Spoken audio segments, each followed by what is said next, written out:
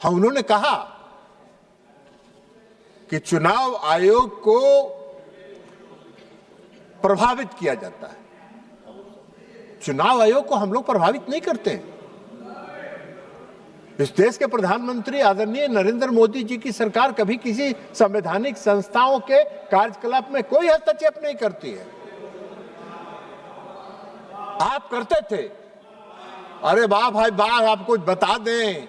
आप जिसके साथ गलमहियां लगाए हुए हैं, गिल साहब उदाहरण है इस देश में।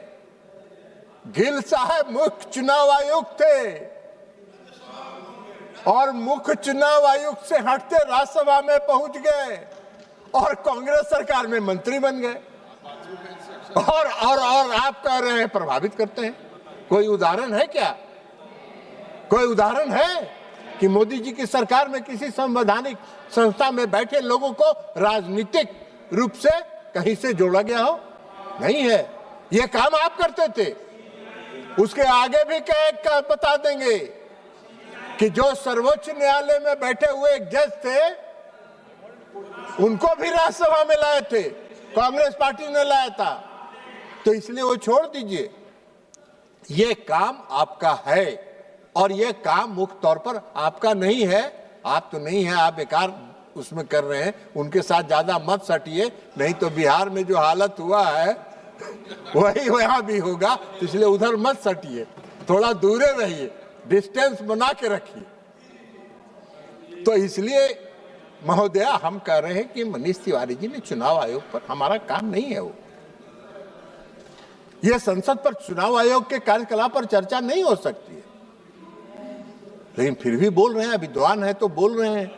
अब विद्वान को कौन रोकेगा भाई? विद्वान है तो जो बोलेगा वही विद्वता में माना जाएगा। अब आप एक बात बताइए कि उन्होंने एसआईआर की चर्चा की। एसआईआर का चर्चा करने का ये सदन में हमको चर्चा करने का हक नहीं है। ये हमारा सरकार का फैसला नहीं है। ये मोदी जी की सरकार का फैसला नहीं है एसआईआर कराने का। ये चुनाव आयोग का फैसला है और संविधान ने चुनाव आयोग को यह दायित्व दिया है कि बेहतर से बेहतर व्यवस्था को सुनिश्चित करने के लिए वो अपने कार्यकलाप को चलाए और इसलिए एसआईआर कराने। लेकिन एक नागरिक की हैसियत से हम चुनाव आयोग ने जो किया है हम उस पर नहीं कर रहे, लेकिन एक मतदाता की हैसियत से अभी हमारे राज्य में, बिहार में भी एसआईआर हुआ है।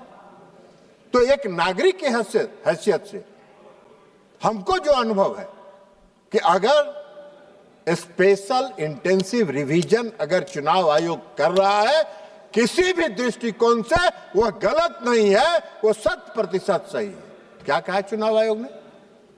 चुनाव आयोग ने क्या कहा है कि भाई 2003 में एसआईआर हुआ था और 2003 के बाद हम एसआईआर करा रहे हैं।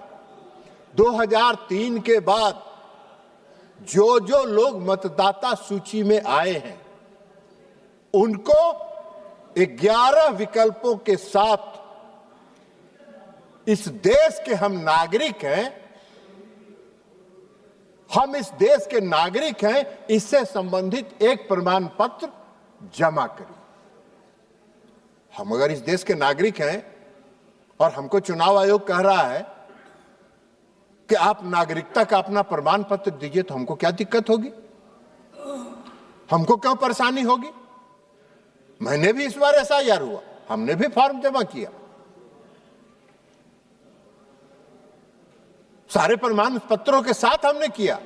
अब इनके लिए दिक्कत है कि जो इस देश का नागरिक नहीं है। महोदय, हम आपको एक बात बता देते हैं, जब एसआईआर की प्रक्रिया शुरू हुई तो बिहार में 2 जिले ऐसे हैं जिन जिलों में 5 लाख लोग से ज्यादा लोगों ने 3 महीने में नागरिकता प्रमाण पत्र के लिए आवेदन किया। वो कौन थे भाई?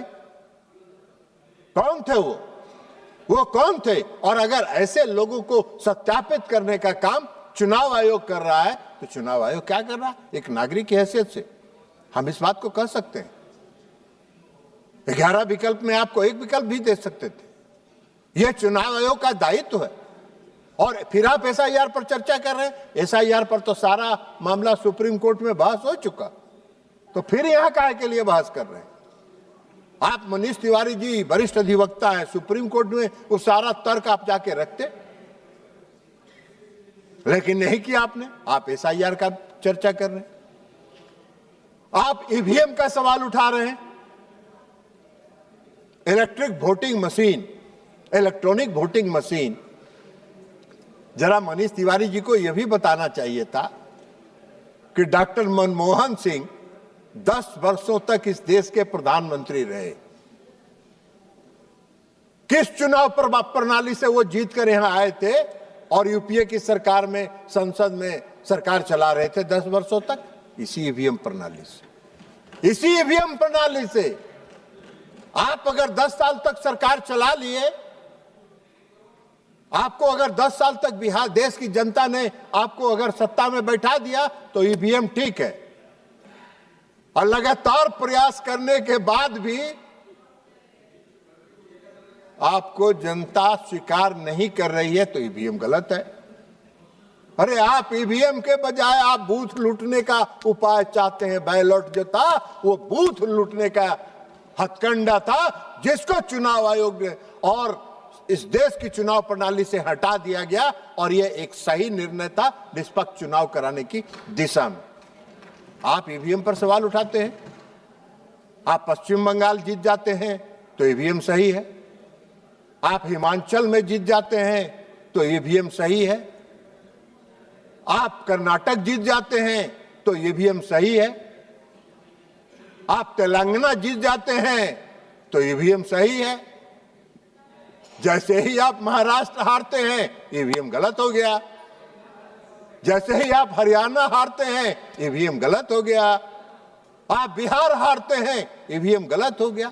कौन सा मापदंड चाहते हैं? आपका यही दोहरा चरित्र जो है इस देश के लोग पहचानते हैं, और आपके दोहरा चरित्र जो है उस पर कभी देश के लोग भरोसा नहीं करते। यही कारण है। अब मनीष तिवारी जी बोल रहे थे एसआईआर पर। मनीष तिवारी जी तो विद्वान वकील है, संविधान की धारा 326 पढ़ा होगा उन्होंने। अभी ये कल्याण बनर्जी साहब चले गए, 327 संविधान का 327 पढ़ रहे थे, 326 पढ़े ही नहीं।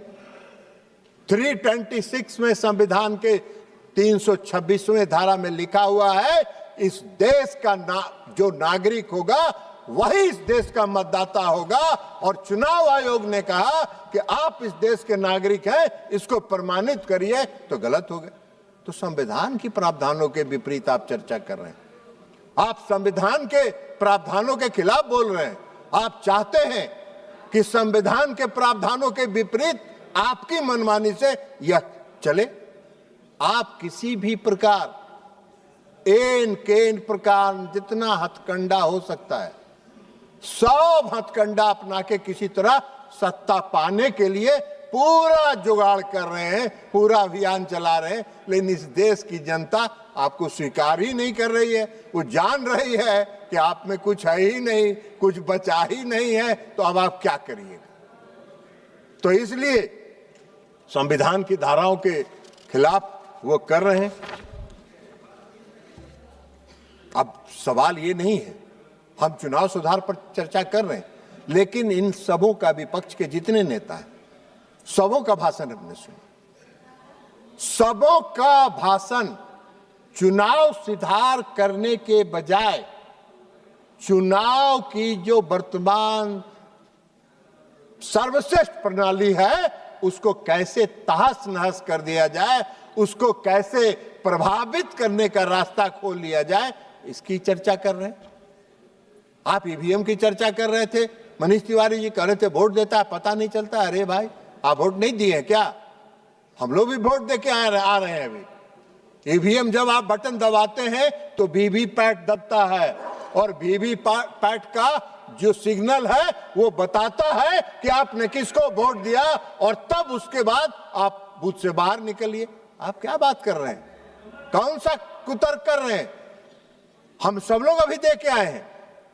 तो इसलिए आपकी पूरी मंशा है कि इस वर्तमान चुनाव प्रणाली को कैसे तहस नहस किया जाए, कैसे संवैधानिक संस्थाओं को अपमानित किया जाए, कैसे वर्तमान व्यवस्था को, चुनाव प्रणाली को जितना से ज्यादा प्रदूषित कर सकते हैं, प्रदूषित करने का आप लगातार आपका प्रयास है। और प्रदूषित करने का उद्देश्य से ही आप SIR, आप EVM, चुनाव आयोग ने तो कई बार कहा, खुला आमंत्रण दिया है कि अगर EVM में छेड़छाड़ होता है तो कोई आके हमको प्रमाणित करके बता दे। आप कभी जाते ही नहीं है, आप कभी नहीं जाते हैं। जब चुनाव आयोग कहता है कि एफिडेविट करके दीजिए तो विरोधी दल के नेता कच्ची गली पकड़ लेते हैं, कच्ची गली से निकल लेते हैं। तो ये कच्ची गली से निकलने के बजाय पक्की गली पकड़िए, पक्की गली पकड़िएगा तभी जनता का कुछ भरोसा आप पर होगा और तब आप पर कुछ जनता का भरोसा होगा। वैसे मेरा एक सुझाव है, अभी प्रधानमंत्री जी, आदरणीय प्रधानमंत्री जी ने एक सलाह दिया है, कहा है कि भाई हम मुफ्त टिप्स देने के लिए तैयार हैं। तो आप मुफ्त प्रधानमंत्री जी से मुफ्त टिप्स लीजिए, क्योंकि आदरणीय प्रधानमंत्री जी के यह मानना है कि भाई आज तो विपक्ष कुछ है ही नहीं। जब विपक्ष मजबूत रहता है तो लोकतंत्र मजबूत रहता है। तो प्रधानमंत्री जी तो चाहते हैं तो कुछ टिप्स लीजिए, अकेले में जाइए, कोई प्रधानमंत्री जी किसी को बताएंगे नहीं, चुपके से आपको टिप्स दे देंगे और टिप्स लेके आ जाइए और उस पर काम करिए। तो ये तो काम है नहीं। अभी बिहार चुनाव हुआ है, अभी बिहार चुनाव हुआ है, बड़ा शिल्पों मचा रहे थे। अभी माननीय विरोधी दल के नेता SIR पर पदयात्रा कर रहे थे, पूरे बिहार में भारी पदयात्रा कर रहे थे। और पदयात्रा में दरभंगा में गए तो इनकी रैली में इस देश के प्रधानमंत्री नरेंद्र मोदी जी को भद्दी भद्दी गालियां दी गई, उनके स्वर्गीय माता जी को भद्दी भद्दी गालियां दी गई। आपने एक बार भी उस घटना को कंडेम नहीं किया, आपने नैतिकता के आधार पर नहीं किया, आपने उसको भी नहीं कहा कि हम इसकी घटना की भर्त्सना करते हैं। और आप चर्चा करते हैं, कौन सा मिसलीड कर रहे हैं? कोई मिसलीड नहीं कर रहे हैं, सत्य है, सब नहीं किया, दिखाइए, नहीं किया, किसी ने नहीं किया, किसी ने नहीं किया। तारिक साहब, आपका जमीन भी खसक गया इस बार चुनाव में, चिंता मत करिए, किसी ने कंडेम नहीं किया, किसी ने इसकी भर्त्सना तक नहीं की। और आप बात कर रहे हैं कांग्रेस पार्टी का नेता है, वो कांग्रेस पार्टी का नेता है, वो टिकटार्थी था विधानसभा के चुनाव में, उसको टिकट मिल भी गया, बाद में इन लोगों ने कहा कि बड़ा गड़बड़ हो जाएगा, उसका टिकट बदल दो, तो अंतिम समय में इन लोगों ने टिकट बदल दिया। ये तो इनका चरित्र है। वो भी हार गया, जिसको बदले वो भी हार गया। तो इसलिए महोदया, इनका जो कारनामा है, गोगोई जी, आपका जो कारनामा है, उस कारनामे के कारण आप 27 से 19 पर आए, 19 से अबरी 6 पर पहुंच गए हैं, 6 पर पहुंच गए हैं। अगर यही रहा तो 0 पर, लड्डू पर पहुंचिएगा, लड्डू पर पहुंचिएगा। जरा सुधार अपने आप में करिए, सकारात्मक रोल में आइए। इनके एगो सहयोगी थे,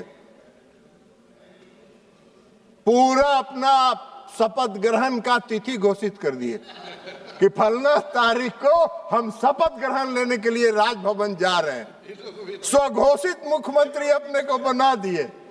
अब उनका हश्र जानिए सभापति महोदया, 79 से 25 पर आ गए, 25 पर आ गए। तो ये हश्र है। यही हाल है, इस देश की जनता का भरोसा आप पर नहीं है, इस देश की जनता का विश्वास आप में नहीं है। आप बात करते हैं, कहीं पे निगाहें, कहीं पे निशाना, चुनाव सुधार पर चर्चा और उसके बहाने चुनाव आयोग पर और SIR पर चर्चा। जो इस देश की जनता ने SIR को, भारी SIR के विरोध में महान पदयात्रा किया विरोधी दल के नेता से, और जहां जहां पदयात्रा किए उस जिला में एको गो सीट नहीं मिला, पूरा जिला का जिला साफ हो गया। तो ये इनका है कारनामा। तो इसलिए महोदया हम आपसे ये कहना चाहेंगे कि हम ये चाहेंगे कि जो चुनाव की हमारी जो है उसको कंस्ट्रक्टिव वे में आप ले चलें, उसको सकारात्मक दीजिए। और प्रधानमंत्री जी मजबूत लोकतंत्र चाहते हैं, प्रधानमंत्री जी चाहते हैं कि विपक्ष मजबूत रहे, और इसलिए प्रधानमंत्री जी ने विरोधी दल के नेता को ऑफर किया है। पहले को संविधान का किताब लेके घूमते थे सभापति महोदय, संविधान का किताब लेके आते थे, ऐसे ऐसे दिखाते थे इस सदन में, रोज संविधान का किताब ऐसे ऐसे दिखाते थे। आम सभा में जब जाते थे रैली में संविधान पढ़ते थे, पूरा संविधान दिखा, देखो ये संविधान है, आपने देख लिया ये संविधान है। आजकल वो किताब लेके नहीं आ रहे हैं, कहे कि टोटल बात उस संविधान के विरुद्ध कर रहे हैं, संविधान की धारा का 326 के विरुद्ध बोल रहे हैं, आर्टिकल 326 के खिलाफ बोल रहे हैं, तो संविधान के खिलाफ ही ना बोल रहे हैं, तो संविधान का धज्जी उड़ा रहे हैं। वैसे हमको आश्चर्य नहीं है आपके संविधान की धज्जी उड़ाने में, हम लोग भुक्तभोगी रहे हैं। 1975 में जब इस देश में आपातकाल लाके आपने पूरे संविधान का धज्जी उड़ा के उसको कूड़ेदान में फेंक देने का काम किया, ये वही कांग्रेस पार्टी है। और फिर से संविधान की धज्जी कांग्रेस पार्टी उड़ा रही है, कांग्रेस पार्टी संविधान की धज्जी उड़ा रही है। तो इसलिए चुनाव सुधार के मेरे ख्याल से, हाँ, मैडम के आदरणीय पिताजी, स्वर्गीय पिताजी करुणानिधि साहब भी जेल में चले गए थे, उनको भी उठा के जेल में बंद कर दिया था। हम लोग उस समय जेल में थे, उनके प्रति काफी सम्मान रहा है, उनके प्रति काफी रेस्पेक्ट था, और इसलिए, लेकिन अब क्या करेंगे, मजबूरी है कि उनकी पार्टी भी उनके साथ लगी हुई है। हम आप लोगों से आग्रह करेंगे, इनका साथ छोड़िए, जितना दिन इनके साथ रहिएगा सबका भट्ठा बैठेगा, कुछ नहीं मिलने वाला है। अब ये हंस रहे हैं, मुख्यमंत्री का शपथ लेने वाले पार्टी के नेता माननीय अभय जी हंस रहे हैं, अब 79 से 25 पर आ गए, तब क्या करिएगा अभय जी? जनता का निर्णय स्वीकार करिए, गले लगाइए। हाँ, हम 7 से बढ़ते चले गए, घटने का काम नहीं हुए, चिंता मत करिए। और इसलिए महोदया, मैं मानता हूं कि हमारा जो चुनाव प्रणाली है, हमारी जो चुनाव प्रक्रिया है, वो विश्व में सर्वश्रेष्ठ है, इसमें किसी सुधार की आवश्यकता नहीं है। और जो विपक्ष की तरफ से ये लाया गया है, कहीं पे निगाहें, कहीं पे निशाना, चुनाव सुधार के नाम पर संवैधानिक संस्थाओं पर हमला है, जिसको स्वीकार इस देश की जनता नहीं करेगी। बहुत बहुत धन्यवाद। माननीय सदस्य श्री अनिल देसाई जी। Thank you, Chair Madam. We are speaking on election reforms. We are discussing election reforms, and I think eminent speaker like Rajiv Ranjan ji, who was speaking, I was wondering whether he's speaking on election reforms or he's just praising the Election Commission and the CEC and his election commissioners together. Madam, election is the base, and therefore it lies at the very heart of democracy. It is through elections that people in democracy participate in public affairs and express their will. It is again through elections that power changes hands in peaceful and orderly manner. In a democracy, and authority of the governments gets legitimacy. Elections thus not only sustain democracy but enliven it as well. Holding free and fair elections is therefore crucial and indispensable element of our democracy. The Constitution entrusts the responsibility of superintendents, direct and control of preparation of electoral rolls for the conduct of all elections to the Parliament, state legislatures and elections to the office of President and Vice President. and this has been entrusted through by Constitution under Article 324. One of the central features of the electoral system, as it has been stated by many speakers, that universal adult franchise. This is enunciated in Article 326. While the Constitution under 326 is one of the cardinal features of the electoral system, the Representation of People's Act 1950 enunciates the same through Section 23, which effectuates it.